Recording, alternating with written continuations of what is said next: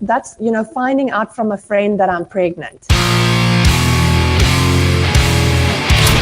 We're talking about understanding this outcome, and we'll use the example that we used earlier of the first-time car buyer and their successful outcome being independence. The reason they're buying a car isn't for the car itself, it's for what the car can provide, that independence.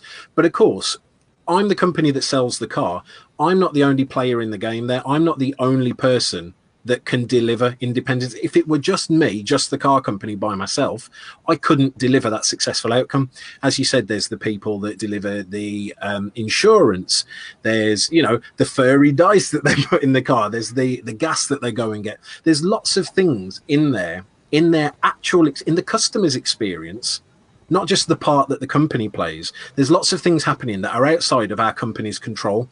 How do we first understand those things? How do we understand the things that are happening in the experience that do contribute towards the delivery of that outcome that we've got no control over? And two, how do we start to influence them? How do we start to make sure that we're not just, staying in our lane, we're not having too narrow scope, and we're working together collaboratively with these other people to deliver on that outcome? How do we go about doing that?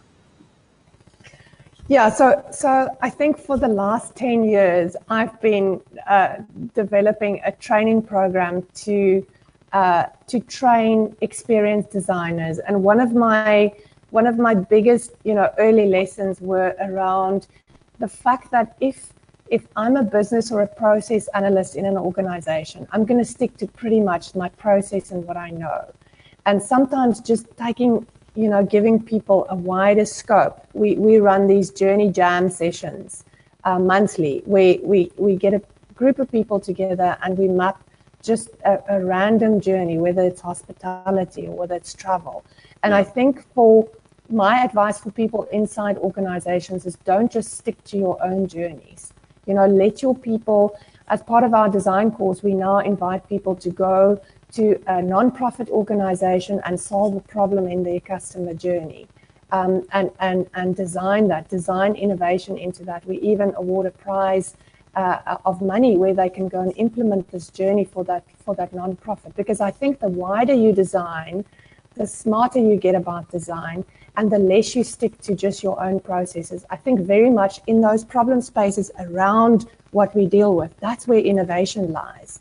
I want to give you a very concrete example of this specifically for this car brand we work with. One of their customers said, well, recently they went to hire a car from Avis Car Rental, and their driver's license had expired, so they were refused a car. Now, this is a very specific problem. Every 5 years, you need to renew your driver's license in South Africa.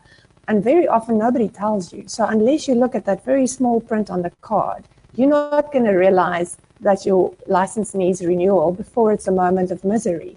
So one of the pieces of innovation for our customer was, you look at that driver's license when the person buys the car from you.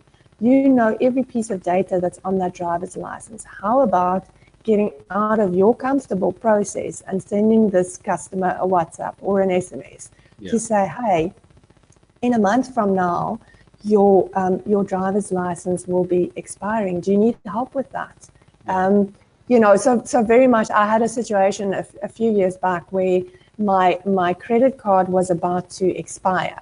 And the first people that let me know my credit card was about to expire was Facebook.